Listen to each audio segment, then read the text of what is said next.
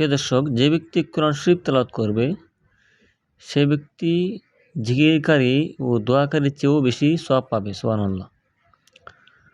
হযরত আবু সাঈদ রাদিয়াল্লাহু তাআলা আনহু থেকে বর্ণিত, রাসূলুল্লাহ সাল্লাল্লাহু আলাইহি ওয়াসাল্লাম ইরশাদ করেন, আল্লাহ তাআলা বলেন, যে ব্যক্তি কোরআন শরীফ তেলাওয়াতে মশগুল থাকার কারণে সে জিকির করতে পারে না বা দোয়া করতে পারে না,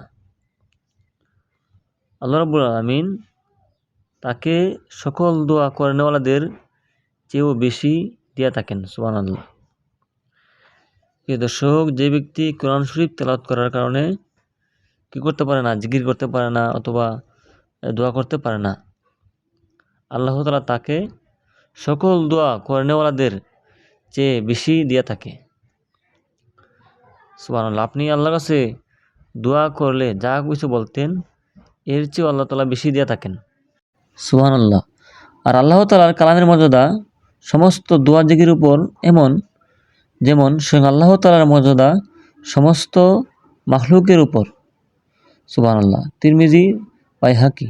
প্রিয় দর্শক, এখানে লক্ষ্য করুন যে আল্লাহ তাআলার মর্যাদা সমস্ত মাখলুকাতের উপর যেমন, তেমনি আল্লাহর কালামের মর্যাদা সমস্ত দোয়া জিকির উপরও তেমন।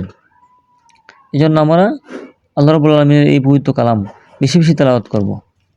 সমস্ত মাখলুকাতের উপর আল্লাহর মর্যাদা যেমন, সমস্ত দোয়ার উপর জিকিরের উপর আল্লাহ তাআলার কালামের মর্যাদা তেমন। সুবহানাল্লাহ। আশা করি বুঝতে পারছেন। এই জন্য আমরা কি করব, আল্লাহ রাব্বুল আলামিনের কোরআন মাজিদ বেশি বেশি তেলাওয়াত করব, সকাল সন্ধ্যায় সবসময় তেলাওয়াত করব এবং 3 দিনে বা 7 দিনে কমপক্ষে মাসে হলেও একটি কোরআন শরীফ খতম দেব। যারা আমরা কোরআন শরীফ পড়তে জানি তারা বেশি বেশি কোরআন শরীফ তেলাওয়াত করব এবং মাসের মধ্যে একটি হলেও কোরআন খতম দেব। আর যারা কোরআন শরীফ পড়তে জানি না তাদের জন্য গুরুত্বপূর্ণ নসিহত হলো, আপনারা যেমনি হোক একজন হুজুরের কাছে কোরআন শরীফটি শিখে ফেলেন। কারণ যদি মারা যান বা যদি দুনিয়া থেকে বিদায় হয়ে যান তাহলে আর কোনো দিন আসতে পারবেন না কোরআন শরীফ শেখার জন্য। এবং কোরআন শরীফ না শিখতে পারলে আপনার জীবনে একটি গুরুত্বপূর্ণ আল্লাহ রাব্বুল আলামিনের নিয়ামত ছুটে যাবে, যেটা আপনি মরে গেলে পারবেন না। এজন্য মরার আগে আগে কোরআন শরীফটি শেখার চেষ্টা করেন।